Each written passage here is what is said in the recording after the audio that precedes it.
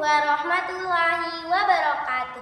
Hai teman-teman, perkenalkan nama saya Habibatun Nazihah, bisa dipanggil Jia. Jia berasal dari kelas 711 MTSN 2 Padang Pariaman. Kali ini Jia akan mendongeng. Dongeng kali ini judulnya Batu Menangis. Begini ceritanya. Pada zaman dahulu, di desa terpencil di Kalimantan Barat, hiduplah seorang ibu dengan seorang anak perempuannya yang bernama Darmi. Ayah Darmi sudah meninggal ketika Darmi masih kecil. Dahulu mereka hidup berkecukupan. Namun setelah ayah Darmi meninggal, ibu Darmi harus bekerja keras di ladang. Karena setiap hari bekerja keras di ladang, kulit ibu Darmi menjadi kian gelap, berat badannya menyusut. Itu semua dilakukan untuk Darmi. Darmi adalah seorang anak yang pemalas dan manja. Ia tidak mau menolong ibunya. Setiap hari kerjanya hanya berdandan. Suatu hari, ibu Darmi hendak ke ladang dan akan bekerja sampai sore hari karena musim panen telah tiba. Ibu Darmi berkata kepada Darmi, "Darmi, bisakah engkau memasak hari ini? Ibu tidak bisa pulang siang ini karena harus menyelesaikan panen. Jika sudah, maukah engkau mengantarnya ke ladang?" Darmi pun terkejut mendengarnya. Ia berkata, "Tidak mau, Bu. Nanti kalau aku memasak, rambutku bau tunggu. Aku kan habis keramas. Lalu kalau aku mengantarnya ke ladang, kulitku jadi hitam. Aku kan habis luluran." Ibu Darmi hanya menggeleng-gelengkan kepala sedih. Di ladang, ibu Darmi bekerja keras mengumpulkan hasil panen agar besok dapat menjualnya ke pasar.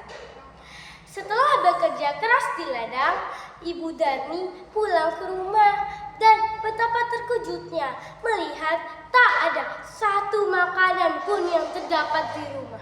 Darmi yang melihat ibunya langsung memarah-marahinya.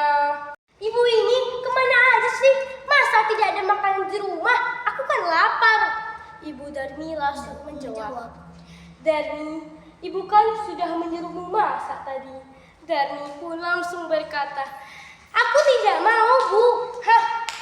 Keesokan harinya, ibu Darmi pergi ke pasar membawa hasil panen ladangnya. Sorenya, ibu Darmi membawa uang hasil panennya. Tidak terlalu banyak, namun cukup untuk membeli benih dan makan beberapa hari. Darmi yang melihat ibunya menghitung uang langsung mendekatinya dan berkata, "Bu, bedaku habis, tolong belikan dong."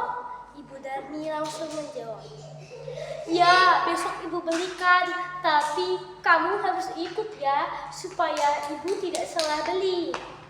Akhirnya dengan terpaksa Darmi pun ikut ibunya ke pasar.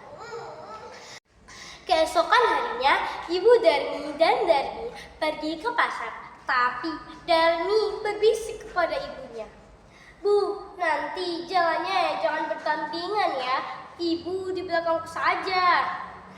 Ibu Darmi pun heran dan bertanya kepada Darmi, "Kenapa, Darmi?" Darmi pun langsung menjawab, "Pokoknya di belakangku saja ya." Sebenarnya Darmi merasa malu berjalan dengan ibunya yang berkulit hitam. Di tengah perjalanan, mereka bertemu dengan teman Darmi yang tinggal di kampung lain. Teman Darmi berkata kepada Darmi, "Darmi, hendak kemana engkau?" Darmi pun langsung menjawab, "Aku hendak ke pasar." Teman Darmi bertanya kepada Darmi, "Lantas siapakah di belakangmu itu? Apakah itu ibumu?" Darmi pun langsung menjawab, "Apa ibuku? Tentu saja bukan. Aku mana mungkin memiliki ibu seperti itu. Dia adalah pembantuku." Laksana khawatir mendengar ucapan putrinya. Namun, sang ibu masih menahan rasa sedih itu. Hal itu terus terjadi berulang. 1-2 kali sang ibu masih sempat menahan rasa sedihnya.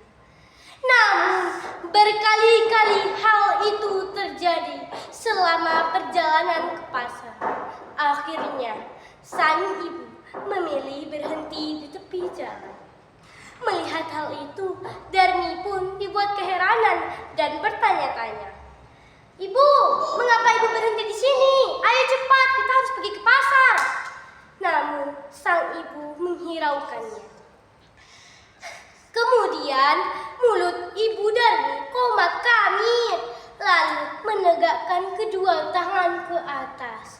Melihat hal itu, Darmi pun dibuat keheranan dan bertanya-tanya. "Ibu, mengapa ibu berhenti di sini, ibu? Ayo ibu, mengapa ibu berhenti di sini?" Tetapi sang ibu masih tidak menjawab pertanyaan anaknya. Sang ibu memanjatkan doa, meminta agar putrinya yang durhaka diberi hukuman yang setimpal. "Ya Tuhanku, ampunilah hamba ini ya Tuhanku. Hamba sudah tidak tahan lagi menahan rasa perih ini ya Tuhanku. Tolong berikan hukuman yang setimpal kepada putri hamba itu ya Tuhanku." Kemudian langit tiba-tiba mendung, petir tiba-tiba menyambar, suara gentur bergemuruh. Perlahan-lahan kaki Darmi berubah menjadi batu. Darmi pun panik. "Ibu, apa yang terjadi pada kakiku, ibu? Kakiku tiba-tiba berubah menjadi batu, ibu. Ibu, tolong maafkan Darmi, ibu. Darmi berjanji tidak akan mengulanginya lagi, ibu. Tolong maafkan Darmi, ibu. Darmi akan menjadi anak yang berbakti kepada ibu."